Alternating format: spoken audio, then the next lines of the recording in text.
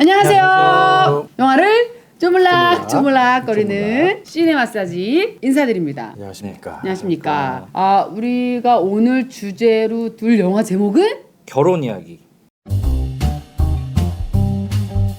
이창우 감독님은 기혼자님이시고 라이언 씨 87년생 미혼. 저는 이제 그래도 가상으로 결혼해봤잖아요. 우리 결혼했. 네.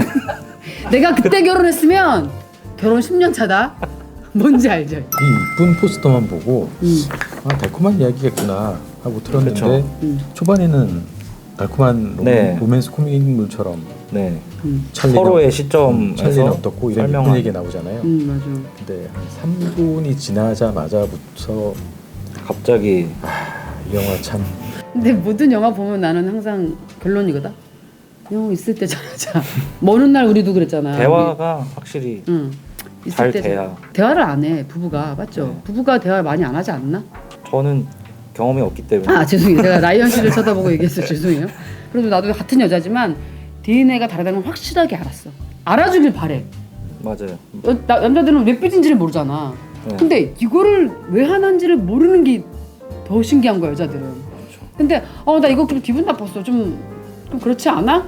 이렇게 친구들끼리는 하면서 왜 남자친구한테는 그냥 입만 튀어나와 있을까? 뾰루퉁하게. 결혼 이야기에서도 아마 이제 니콜 스칼렛 요한슨은 말을 많이 한 편은 아닌 것 같았어요.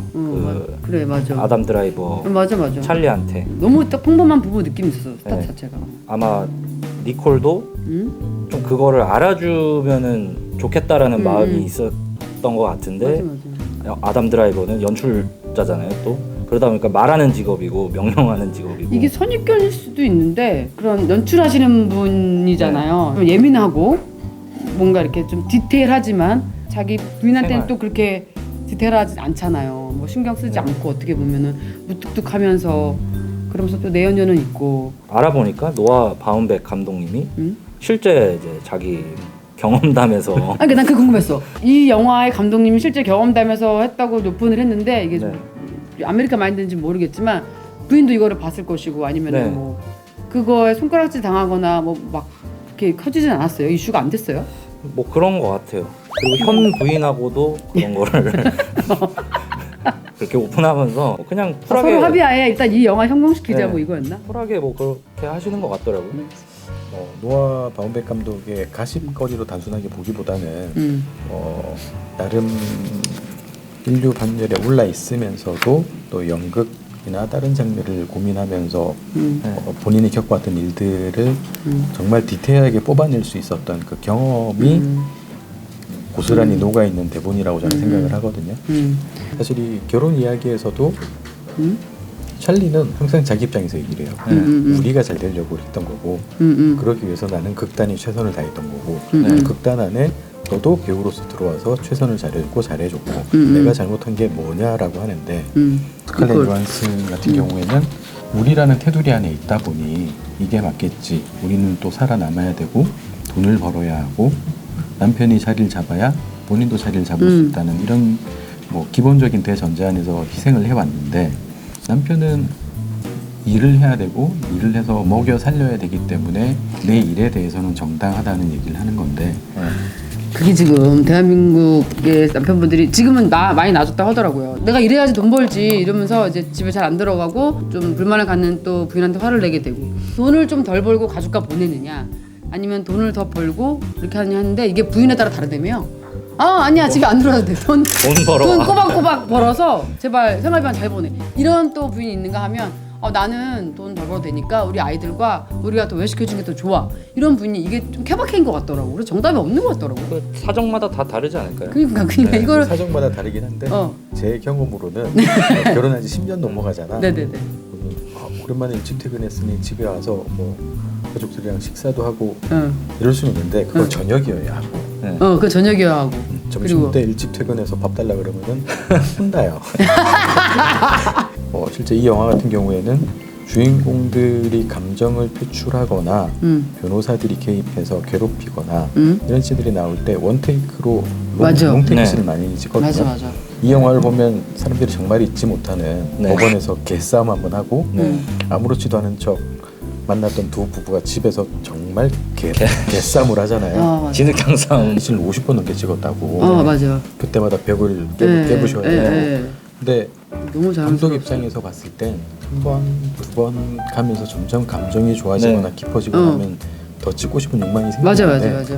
이렇게 찍다 보면 가끔 배우분들한테 뒤로 끌려가기도 하거든요. 그만해라. 본인 대기. 실제 배우들은 매 씬마다 감정 소모. 정말 그 맞아요. 배우의 입에 대해서 감정을 토해내고 뽑아내는데 그 씬이 끝났으면 좋겠는데 다시 하면 배우들이 가진 에너지도 사실 한계가 있단 말이에요. 그 한계가 넘어섰을 때는 뭐 쓰러지거나 아픈 배우들이 생길 수도 있고 그래서 이 씬을 볼 때 물론 안 보신 분들이라면 정말 꼭 이 씬 때문이라도 봐야 되는 영화고 맞아. 나 너무 몰입해서 봐가지고 이게 화가 실제 나서- 같았어. 일반적인 로코에서는 화가 나면 주거니 받거니 욕을 하고 싸대기 때리고 할 수 있지만 이 영화에서는 10년을 가까이 살아온 부부가 서로를 너무나 잘 알기 때문에 사소한 것들로 공격을 한단 말이에요. 이거를 입으로 내뱉으면서 공격을 하는 건 사실 스스로를 상처를 입히는 행위란 말이에요. 맞아. 그 법정에서 진짜 여자 쪽 변호사, 남자 쪽 변호사 나오잖아. 난 네. 그게 너무 재밌었거든. 저도 제일 재밌었던. 제일 재밌었던 게 그거야. 이게 이상하게 나도 여자 쪽에 몰입이 되더라. 여자 쪽 변호사님 얘기할 때보다 그렇지 그렇게 돼야지 이겼으면 좋겠는 거야 막. 그 장면마다 조시 감독님? 조시. 감독님은? 그리고 중간중간 찰리가 실수했을 때 그 남자 쪽 변호사가 고백을 했어. 그거 해서 말았어야지. 그러지 말았어야지.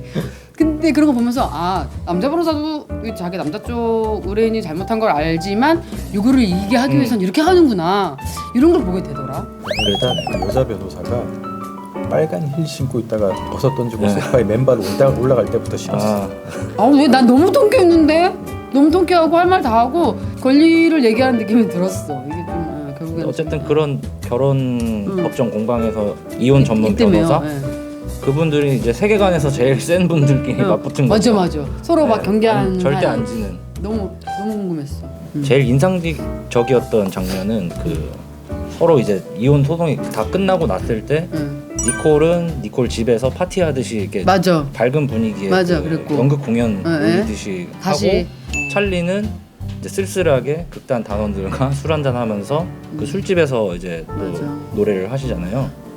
아. 그 장면이 되게 인상 깊었어요. 근데 거기서 이랬잖아요. 스칼렛 요한슨도 한때 잘 나가던 여배우였고 그렇게 일을 하다가 남편을 만난 거예요. 그죠? 같이 연출자와.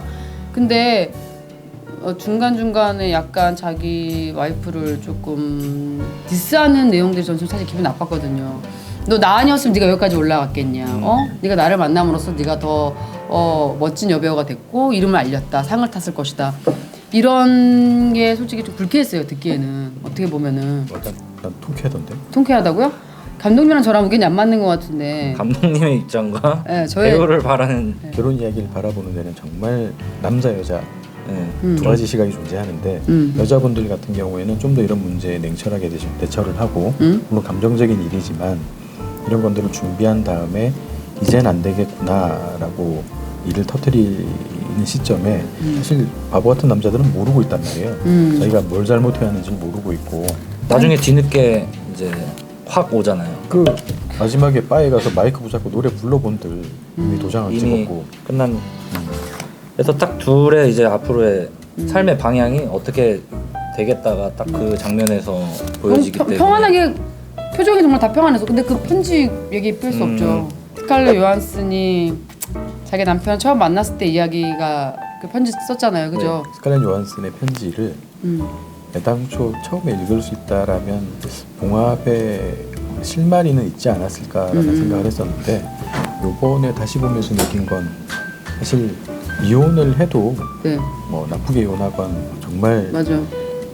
뭐 몇몇 소수의 경우를 제외하고 이혼을 하게 될 때는 이혼을 해도 사랑하는 마음 자체가 없어질 수는 없잖아요. 한 구석에는 있을 네. 테고 그 과정을 마지막에 노아 바움백 감독은 뭐 찰리의 신발을 묶어주는 네. 의도적인 씬을 만들어주고 그래. 부인이 챙겨주지 않아서 꾀재재한 신발에 끈도 풀려 있는 일부러 또 신발도 타이트하게 들어갔단 말이에요. 그리고 마지막 엔딩은 또 묘하게도 넓은 롱풀샷으로 빠져줘요. 역시 감독님이시라 이런 앵글 위주로 다 보시네요. 뭐 제 느낌이라면 이 마지막에 롱풀샷이나 이렇게 빠져주는 거는 이 얘기가 계속 진행되는 사람들의 감정의 여운을 남겨주기 위해 이렇게 많이 빼고 이 영화에서 보면 의도적으로 갖고 뭐 라이언 감독이 네네. 조사해 주신 대로 전철 안에 탔을 때 네. 부인은 저쪽에 앉아 있고 그러니까. 남편이 이쪽에 서 있는데 사이에 철봉이 상대적인 이렇게 거. 다가가지 못하고 이런 식으로 의도적으로 관객들의 감정을 땡기는 작업들을 많이 하셨더라고요. 모든 결혼은 남자가 잘하면 싸울 일이 없고 지금 부인이 혹시 듣고 있어요? 근데 무슨 아니